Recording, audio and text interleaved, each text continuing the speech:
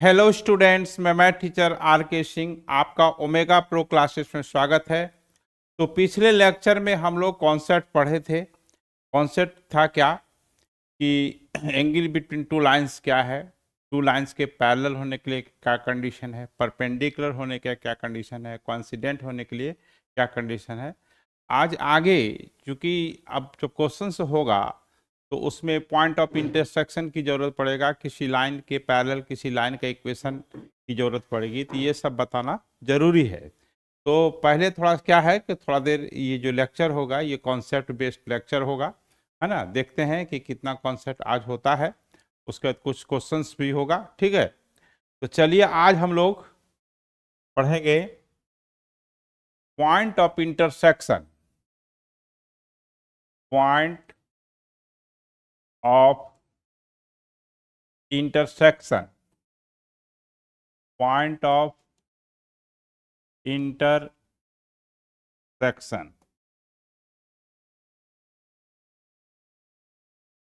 Point of intersection of two lines, two lines, दो line का point of intersection निकालना है, ठीक है।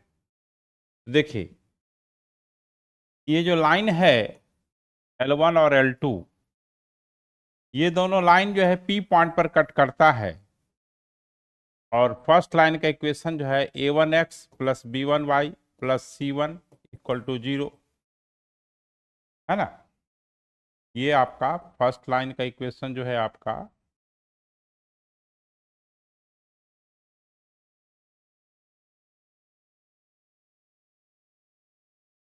a1x plus b1y plus c1 equal to 0। दूसरे लाइन का equation L2x plus b2y plus c2 equal to 0। ये दोनों लाइन मान लेते हैं कि एक्स वाई पर कटता है और एक्स वाई का वैल्यू निकालना है, ठीक है। तो देखिए यहां पर क्या है, आप लोग 10th में पढ़ते आ रहे हैं क्रॉस मल्टीप्लिकेशन। कई मेथड है, जैसे आपको सॉल्व करने का मन हो, एलिमिनेशन मेथड, है ना, जैसे करना हो, है ना। तो आप खाली एक्स और वाई का वैल्यू निकालना, जैसे लीनियर इक्वेशन को आप सॉल्व करते हैं, एक्स और वाई का वैल्यू निकालते हैं, तो उसी तरह से इसको करना है। तो ये जो है चूंकि कोई नंबर नहीं है, इसलिए इसको हम क्रॉस मल्टीप्लिकेशन मेथड से सॉल्व करते हैं। एक्स जैसे जो वेरिएबल है उसको एक्स लिख दीजिए, एक लाइन खींचिए। डिनोमिनेटर में क्या है कि देखिए ये जो है आपका b1 b2 और b1 b2 और c1 c2 होगा, ठीक है। फिर जो है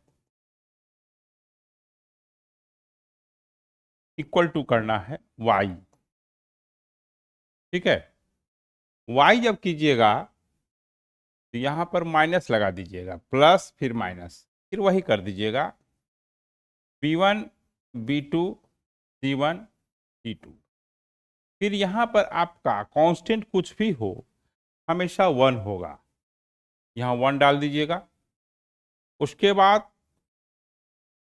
a1 a2 b1 b2, ये हो गया।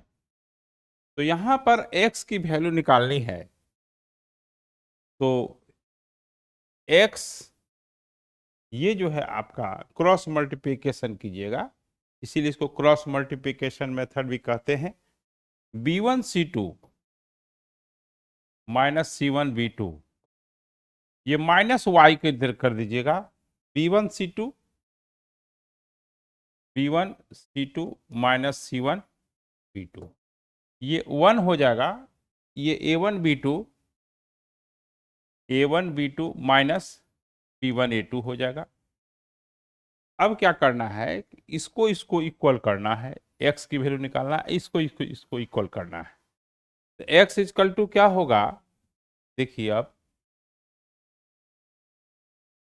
x equal to B1C2 minus C1B2 है, यहाँ 1/A1B2 माइनस B1A2 है। थोड़ा देख लेते हैं इस साइन को, B1C2 minus C1B2, A1B2 minus B1A2, ठीक है। तो अब जो है यहाँ पर x की वैल्यू जो होगी वो B1C2 minus C1B2 by A1B2 minus B1A2 होगा। फिर देखिए माइनस वाई जो है ना, माइनस वाई जो है ना, ये क्या होगा देखिए B1C2 हाँ माइनस C1B2। तो यहाँ पर आप देखिए थोड़ा सा यहाँ पर मिस्टेक हो गया है ना, मिस्टेक ये हो गया है, कोई खास इसमें नहीं है। यहाँ पर ध्यान देने, ये इसको ढक दीजिए तो A1A2 होगा, A1A2, ठीक है। तो यहाँ पर आपका A1C2 हो जाएगा, A1 हो जाएगा,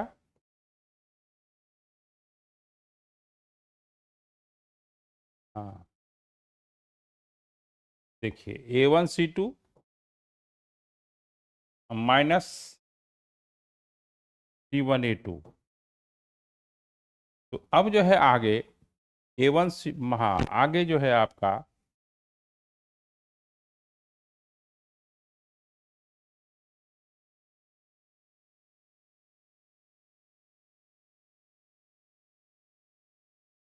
तो नेक्स्ट जो है हम लोग इसमें जो है नेक्स्ट थोड़ा सा जो है ये हाँ minus A1C2 minus C1A2 by A1B2 minus B1A2। तो इसको ऐसा करते हैं, चूंकि प्लस वाई निकालना है तो माइनस कॉमन लेकर के, माइनस वाई है ये आपका C1A2 minus A1C2 by A1B2 minus B1A2, ये माइनस माइनस काट दीजिए। तो y का जो वैल्यू हो गया क्या हुआ, C1A2 minus A1C2 by A1B1। इसको याद नहीं करना है, कभी याद नहीं करना है, खाली सॉल्व करने का तरीका सीखना है। यह भी है कि ना, इसको ऐसा नहीं है कि आप क्रॉस मल्टीप्लिकेशन मेथड से करना है, किसी भी मेथड से आप कर सकते हैं जो भी आसान होगा, ठीक है। तो जैसे देखिए इस पे हम पॉइंट ऑफ इंटरसेक्शन कैसे निकालते हैं, है ना। तो देखिए फॉर एग्जांपल में एक लेते हैं, ये कोई ज़रूरी नहीं है कि जैसे हम बताएं कि क्रॉस मल्टीप्लिकेशन मेथड, है ना, आप किसी भी मेथड से का यूज कर सकते हैं। 10th में पढ़े हैं elimination method, substitution method, transformation method, है ना। क्रॉस मल्टीप्लिकेशन 4 मेथड है, 4 मेथड में से जो आपको आसान लगे। देखिए find the point of intersection, point of intersection of lines x plus y minus 1 equal to 0 और 2x minus y plus 3 equal to 0। इसका हमको पॉइंट ऑफ इंटरसेक्शन निकालना है, यानी दोनों लाइन कहाँ कटता है उसको निकालना है आपको। ये मान लें कि x प्लस वाई है ना, x plus y minus 1 equal to 0 और 2x minus y plus 3 equal to 0 है। तो देखिए यहाँ पर x plus y equal to 1 है और 2x minus y equal to minus 3 है। अब देखिए इसको सॉल्व कर देना है, ऐड कर दीजिए, कट जाएगा। ये 3x इक्वल टू माइनस 2 हो गया, x इक्वल टू माइनस 2/3 हो गया। अब x plus y equal to minus 1 है, अब y निकालना है, किसी में आप रख दीजिए और y का वैल्यू निकाल लेना है। इसलिए जो आपको आसान लगता है ना, तो ये आपका -1/3 हो गया। ये जो दोनों लाइन कटा उसका जो पॉइंट ऑफ इंटरसेक्शन हो गया वो हो गया एक्स कोऑर्डिनेट कितना आया -1/3, वाई कोऑर्डिनेट कितना हो गया -2/3। खाली केवल सॉल्व कर देना है, किसी भी मेथड से सॉल्व कीजिएगा तो वो पॉइंट ऑफ इंटरसेक्शन होगा। ठीक है, तो इसलिए बोले कि याद नहीं करना है। अब आप आगे देखिए, मतलब समझिए कि दो लीनियर इक्वेशन को सॉल्व करना है। अब देखिए टू, अब हम लोग कंडीशन निकालेंगे to find the condition, to find the condition that three lines, three lines are concurrent, three lines are, है ना, concurrent,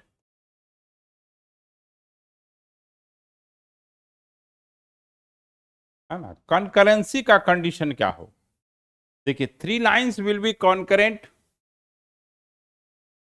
if they passes through same point, मतलब L1 L2 L3। कंकरेंसी होने के लिए कम से कम 3 लाइन होना चाहिए, यानी इसका होगा कि 3 और 4 lines are said to be concurrent if they passes through the same point, यानी कॉमन पॉइंट। क्या होगा, कॉमन पॉइंट। 2 लाइन्स, तो अगर वो नॉन पैरेलल लाइन है तो कटेगा ही, पैरेलल लाइन नहीं कटता है। दो पैरेलल लाइन का पॉइंट ऑफ इंटरसेक्शन नहीं निकलेगा क्योंकि दोनों लाइन कटेगा ही नहीं। और 2 नॉन पैरेलल लाइंस तो कटेगा ही कटेगा। तो कंकरेंट होने के लिए मिनिमम 3 लाइंस चाहिए। 3 और more lines will be concurrent if they passes through the same point, है ना। तो देखिए मान लेते हैं कि ये तीनों जो लाइन का इक्वेशन है ना, a1x plus b1y plus c1 equal to 0 है। दूसरा जो लाइन है उसका equation a2x plus b2y plus c2 equal to 0 है। तीसरा लाइन है a3x plus b3y plus c3 equal to 0 है। अब देखिए किसी भी दो इक्वेशन को सॉल्व कीजिएगा, जैसे L1 L2 को सॉल्व करेंगे L3 में रखेंगे, L1 L3 को सॉल्व करेंगे तो L2 में रखेंगे, है ना, और L2 L3 को सॉल्व करेंगे L1 में। किसी दो लाइन को सॉल्व करके पॉइंट ऑफ इंटरसेक्शन निकालिएगा, वो तीसरे लाइन में आपको अगर सेटिस्फाई कर जाएगा, इसका मतलब है कि वो पॉइंट उसी लाइन पर है, तो वो कंकरेंट हो जाएगा। तो देखिए तो ये तो हुआ मैथ्स बनाने का तरीका। कंडीशन इसका क्या होता है उसको ऐसे याद रखिएगा, a1 a2 डिटर्मिनेंट मेथड से याद रखिएगा। x का coefficient a1 a2 a3, y का coefficient b1 b2 b3 c1 c2 c3 equal to 0। अगर ये 0 हो जाएगा तो क्या हो जाएगा, कंकरेंट हो जाएगा।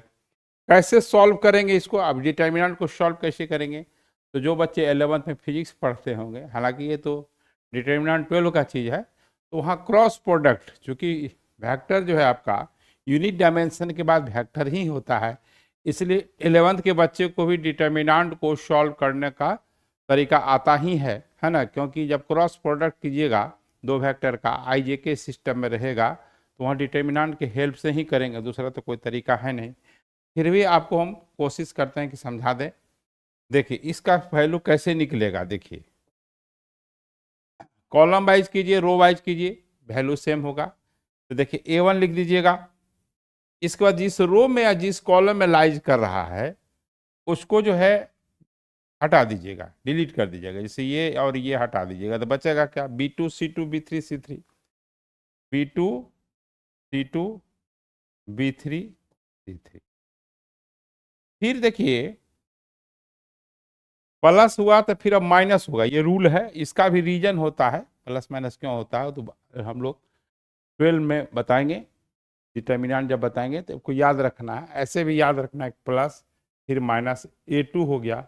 अब इसमें क्या है, इसको ढकेंगे, है ना, ये A2 किस कॉलम में है, फर्स्ट कॉलम, उसको ढक दिए, जिस रो में है उसको ढक दिए, ये मतलब हट गया, है ना, ये भी हट गया, तो बच गया क्या, B1 C1, B1 C1 और B3 C3, फिर प्लस होगा A3, अब जिस रो में है जिस कॉलम में उसको ढक दीजिए, B1 C1, B1 C1 और आपका B2 C3 हो जाएगा, B2 C3 हो जाएगा।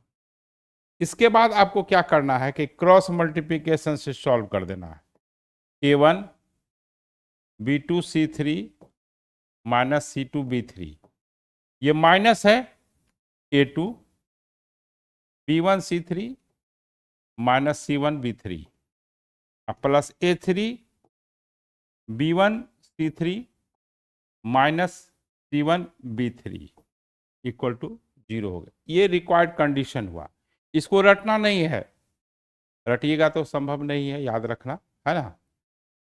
तो समझना है कि कैसे डिटर्मिनेंट का एक्सपेंशन करते हैं, ठीक है। अगर आप बुक में देखेंगे यहाँ प्लस रहता है तो होता क्या कि माइनस यहाँ से कॉमन ले लेता है, तो A2 हो जाता है, तो ये C1 B3 minus B1 C3 हो जाता है। ये ध्यान देना है, ये नहीं कि सर माइनस लिख दिए किताब में प्लस है, लेकिन जब प्लस रहेगा तो यहाँ माइनस कॉमन लेकर के उसको, है ना, तो आपका जो है प्लस हो जाएगा, ठीक है। तो आपको बार बार ये है कि रटना नहीं, याद नहीं करना है, याद कीजिएगा तो संभव नहीं याद करना, कितना याद करेंगे, है ना।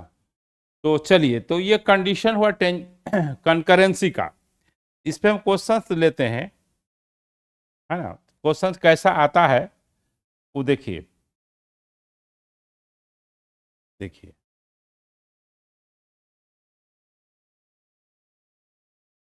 To find the value of lambda, इसको लेमडा बोलते हैं, द इक्वेशंस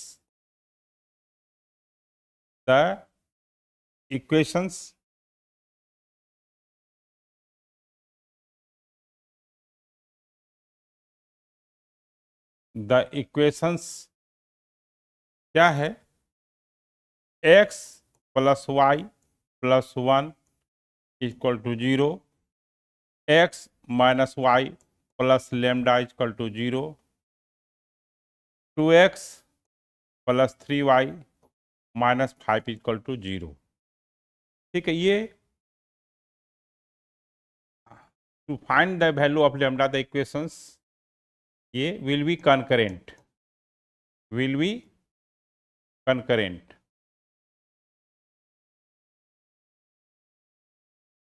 कंकरेंट होगा, इसके लिए क्या कंडीशन है, नहीं लेमडा का वैल्यू निकालिए, तो कंकरेंट होगा तो क्या कंडीशन है, तो देखिए दो मेथड से बना सकते हैं, एक तो डिटर्मिनेंट मेथड है, और दूसरा क्या है कि किसी दो इक्वेशन को सॉल्व कीजिएगा। देखिए किसी दो इक्वेशन को सॉल्व करेंगे, x plus y plus 1 equal to 0, यानी x plus y equal to minus 1 हो गया। दूसरा इक्वेशन ये है, क्योंकि लेमडा का तो वैल्यू निकालना ही है, तो इसमें से 2x plus 3y equal to 5 हो गया, इससे x और y के वैल्यू निकालेंगे, सेकेंड वाले में पुट करेंगे, तो इसमें क्या है कि बैलेंस करना पड़ेगा, क्या है ये 2x प्लस 2y माइनस 2, और ये 2x प्लस 3y माइनस 5, है ना। अब ये माइनस हो गया, तो माइनस y हो गया, माइनस ये प्लस हो जाएगा ना, माइनस करेंगे तो ये माइनस नहीं, माइनस ठीक है, ये आपका 2x प्लस 3y माइनस 5 है, एक मिनट, यहाँ +5 है ना, +5 है तो यहाँ माइनस करना पड़ेगा, तो -7 हो जाएगा। तो y इक्वल टू आपका 7 हो गया। y इक्वल टू क्या हो गया आपका? 7 हो गया। अब देखिए यहाँ पर किसी इक्वेशन में रख दीजिए, यही छोटा इक्वेशन दिख रहा है, x + y equal to -1, y की जगह पर 7 रखिएगा। हाँ, तो x इक्वल टू -8 हो जाएगा। जब x इक्वल टू -8 हो जाएगा, अब बचा ये सेकंड जो इक्वेशन है, क्योंकि हमको लेमडा का वैल्यू निकालना है। क्या निकालना है? लेमडा का वैल्यू निकालना है। यही किसी दो इक्वेशन को, बार बार कर रहे हैं, किसी दो इक्वेशन को सॉल्व कीजिएगा, तीसरे में पुट कर दीजिएगा, है ना, जो रिमेनिंग है। तो चूंकि फर्स्ट और थर्ड को सॉल्व किए, सेकंड में पुट करेंगे, तो यहाँ x के जगह पर -8 रखते हैं, इसमें रख रहे हैं, और y की जगह पर लेमडा। तो लेमडा इक्वल टू कितना हो गया? +15। यही लेमडा का वैल्यू है। दूसरा मेथड में क्या है कि दूसरा मेथड में देखिए, सेकंड मेथड में क्या है कि x का जो कोफिशिएंट है, देखिए आपको सेकंड मेथड बताते हैं, जिसमें पॉइंट ऑफ इंटरसेक्शन निकालने की जरूरत नहीं पड़ेगी, है ना। तो ये देखिए 1 1 2 है। अब देखिए, अब 1 1 2 है, तो फिर देखिए 1 -1 3, y का कोफिशिएंट 1 -3, 1 -1 3, और यहां पर अब इधर है कांस्टेंट 1 लेमडा -5, 1 लेमडा -5, 1 लेमडा -5, ये 0 होना चाहिए। आप एक्सपेंड करेंगे, किसी रो और कॉलम के अलोंग एक्सपेंड करेंगे और लेमडा का वैल्यू निकालेंगे, तो वही आएगा। सेकेंड मेथड यही है। देखिए 1, देखिए फिर समझा देते हैं, -1 लेमडा 3 -5 प्लस है, फिर माइनस होगा 1, फिर ये हट जाएगा, बचेगा क्या? 1 1 3 -5, फिर +2 हो जाएगा, और इसके बाद जो है अब ये हट जाएगा, है ना, ये हट जाएगा, बचेगा 1 1 -1 लेमडा, 1 1 -1 लेमडा इक्वल टू 0। इसको सॉल्व किया जाए तो +5 -3 लेमडा होगा। ध्यान देना है साइन, है, साइन गड़बड़ नहीं होना चाहिए, नहीं तो थोड़ा आंसर डिफर कर जाएगा। तरीका तो यही है, ये -5 और -3 हो गया, 2 लेमडा +1 हो जाएगा। तो ये आपका 5 -3 लेमडा। हाँ, तो अब जो है यहाँ पर आपका +15 हो जाएगा, हाँ +8 माइनस, है ना, +8 2 लेमडा +2 इक्वल टू 0, है ना। तो ये माइनस लेमडा, इधर माइनस लेमडा हो गया, 8 10 5 15, -15 हो गया। ये दूसरा मेथड है। तो उसमें क्या है कि पॉइंट ऑफ इंटरसेक्शन निकालना पड़ेगा, इसमें डिटर्मिनेंट के एक्सपेंशन करना पड़ेगा। समय इसमें डिटर्मिनेंट के एक्सपेंशन वाला में कम लगेगा आपको। पॉइंट ऑफ इंटरसेक्शन निकालिए तो दोनों इक्वेशन को सॉल्व कीजिए, फिर एक्स वाई वैल्यू निकाल के तीसरे में पुट कीजिए, वो बड़ा झंझट है। सेकंड मेथड क्या है, आराम से कुछ x का जो कोफिशिएंट है a1 a2 a3, y का कोफिशिएंट b1 b2 b3, और constant term c1 c2 c3 equal to 0 कर दीजिएगा। आराम से लेमडा का वैल्यू, k का वैल्यू, m का वैल्यू, यही कुछ एक आर्बिट्ररी नंबर डाल देता है, अननोन क्वांटिटी डाल देता है, और उस अननोन क्वांटिटी को निकालना पड़ता है ना। तो आपको दोनों मेथड बता दिए, जो आपको ये लगता है कि ज़्यादा बेहतर है उसको आप यूज करेंगे। अब देखिए, अब हम लोग कॉन्सेप्ट की जाते हैं, क्योंकि अभी बहुत सारे क्वेश्चंस होंगे कि जब तक कॉन्सेप्ट नहीं होगा। देखिए एक्चुअली कुछ क्वेश्चंस ऐसा होता है कि एक दो कॉन्सेप्ट पे, मोर देन वन कॉन्सेप्ट पे बेस्ड रहता है, तो जो यूज करेंगे तो वो कॉन्सेप्ट जो है आपको आनी चाहिए। इसलिए जो है जो जो कॉन्सेप्ट यूज होगा उसको बता देते हैं।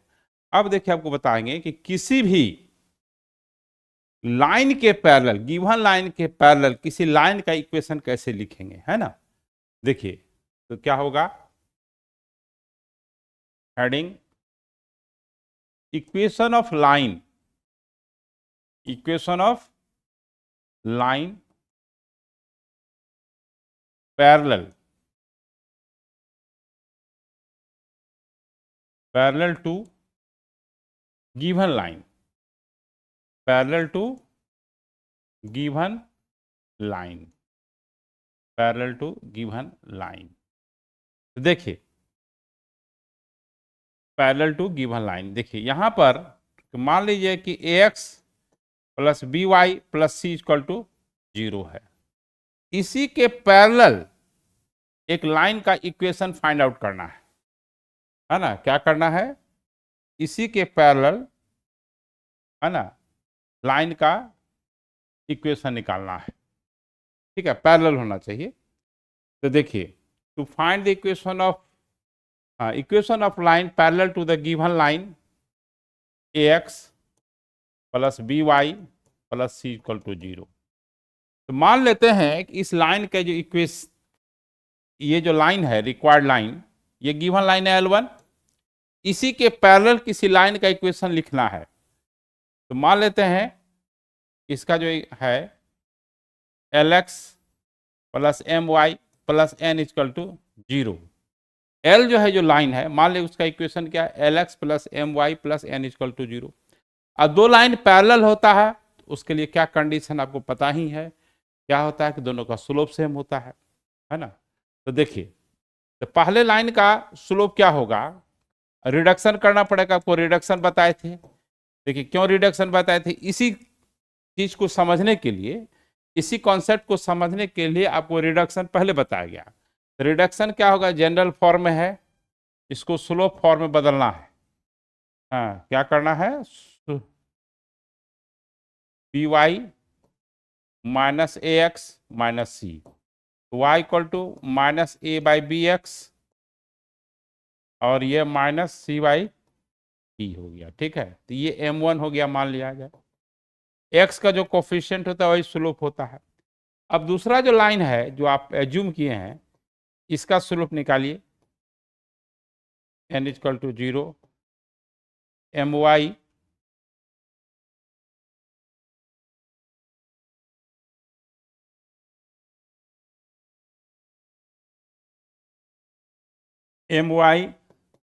Minus l x minus n, तो y equal to minus l by m minus n by m. तो यहाँ जो स्लोप हो गया इसका m2 मान लेते हैं, तो x का जो कोफिशिएंट होगा वही होगा ना, तो माइनस एल बाई एम हो गया। ठीक है, तो ये हो गया। अब दोनों पैरेलल है तो दोनों का स्लोप सेम होगा, है ना। तो अब आगे जाना पड़ेगा। तो m1 इक्वल टू m2, है ना। m2 तो आपका माइनस एल बाई एम है, और ये जो है आपका m1 minus a by B है ना, माइनस ए बाई बी है, माइनस ए बाई बी है, ये भी माइनस माइनस माइनस कैंसिल हो गया। तो l by a equal to m by b हो गया, दोनों रेशियो सेम है। तो इसको लेट मान लेते हैं, l by a m by b equal to कुछ मान लेते हैं, लेमडा मान लेते हैं, के मान लीजिए, जो मानना है। L equal to a lambda हो गया, m equal to p lambda हो गया। अब जो लाइन का इक्वेशन जो माने हैं, एज्यूम जो किए हैं, l x plus m y plus n equal to 0, इसमें एल की वैल्यू यहाँ रखेंगे, a lambda x b lambda y plus n equal to 0। इसमें से लेमडा कॉमन ले लेते हैं, तो ये क्या होगा, a x plus b y plus n by lambda equal to 0। तो अब जो है a x plus b y plus n by lambda equal to 0 by lambda 0 हो गया। अब एन बाई लेमडा को भी आप छोड़ सकते हैं, और नहीं तो उसके जगह पर क्या कीजिएगा कि के मान लीजिएगा, where n by lambda constant है, इसके जगह पर सुविधा के लिए के मान लेते हैं। तो किसी लाइन के पैरेलल किसी लाइन का इक्वेशन निकालना है तो हम क्या ऑब्जर्व कर रहे हैं कि ये दोनों टर्म सेम रहता है, a x plus b y same रहता है। उसमें क्या था, जो गिवन लाइन था a x plus b y plus c था, उसी के पैरेलल जो लाइन आया a x plus b y plus k आया, यानी एक्स और वाई का कोफिशिएंट अगर सेम है, वो दोनों लाइन दो लाइन मान इक्वेशन दिया है और एक्स और वाई का कोफिशिएंट सेम है, इसका मतलब दोनों लाइन पैरेलल है।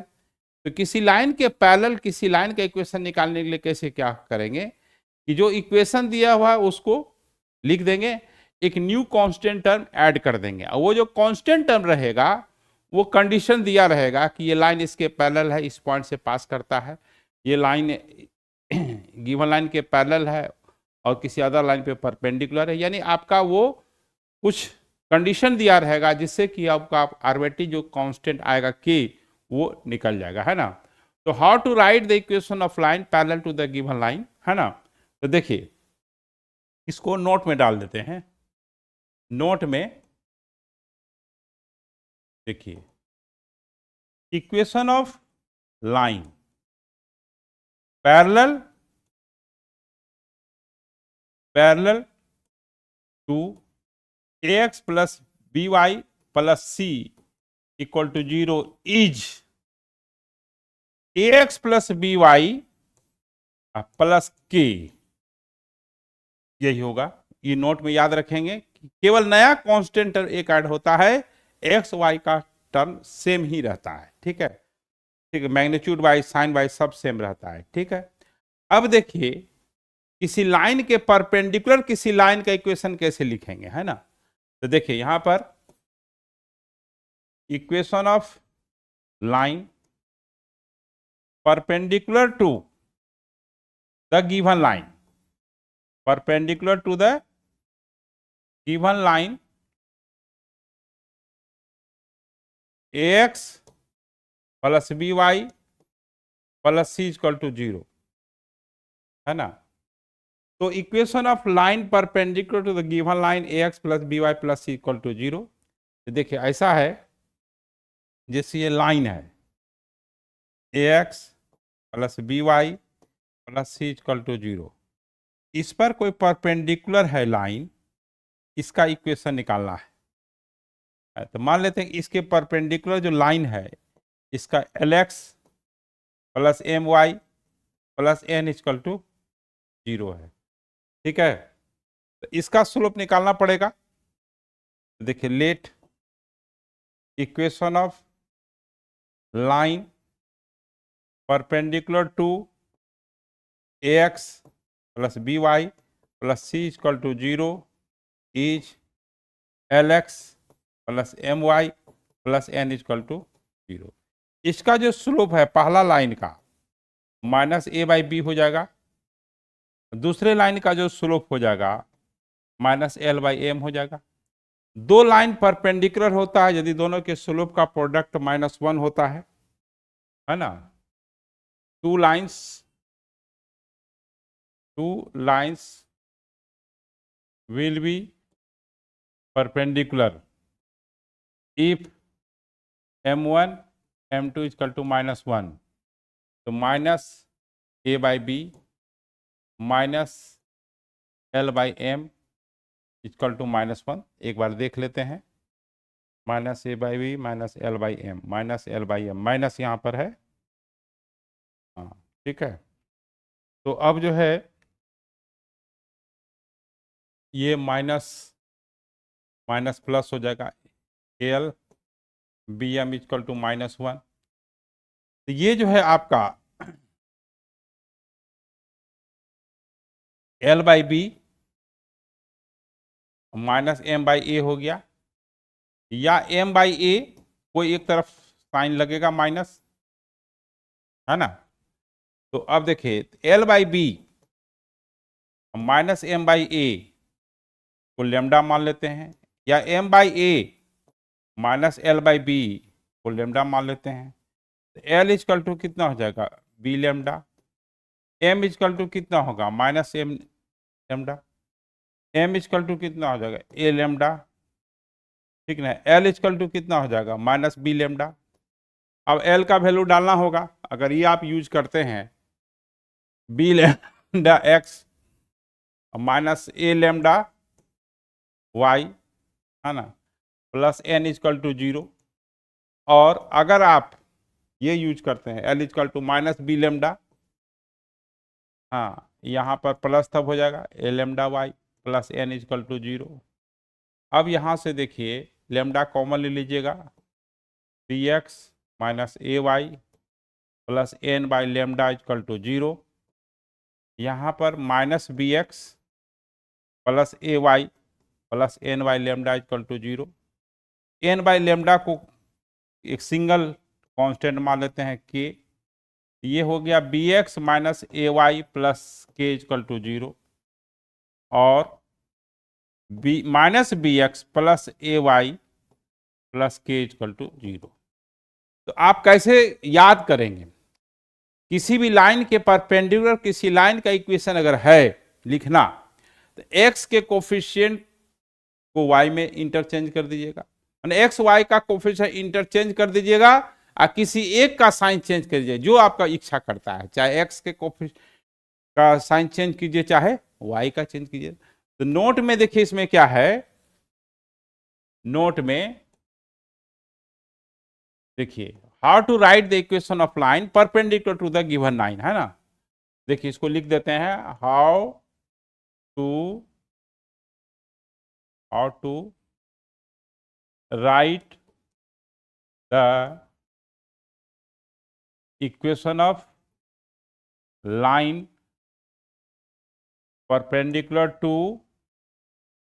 Given line ax plus b y plus c equal to 0 0। तो यहां लिख देते हैं इंटरचेंज। इंटरचेंज मतलब क्या हुआ, आपस में चेंज, चेंज और इंटरचेंज में अंतर है। तो interchange the coefficient of x and y, the coefficient of x and y, x and y, and the sign of one of the any term of x and y is changed, then new constant term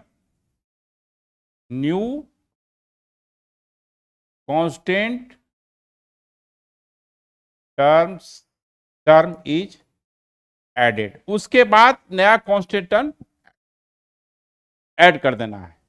how to write the equation of line perpendicular given line, क्या करना है, interchange the coefficient of x and y. X का coefficient जो है Y में चला जाएगा, Y का कोफिशिएंट एक्स में चला जाएगा और नया कांस्टेंट टर्म ऐड हो जाएगा। और किसी एक का साइन चेंज करना, दोनों का नहीं करना, जो मन करता है, ऐसा नहीं कि एक्स ही करना या वाई करना, इसके लिए कोई कंडीशन नहीं है। तो फिर अब हम लोग नेक्स्ट लेक्चर मिलते हैं, ठीक है। ये कॉन्सेप्ट बेस्ड लेक्चर था, फिर हम लोग नेक्स्ट मिलते हैं। Okay bye.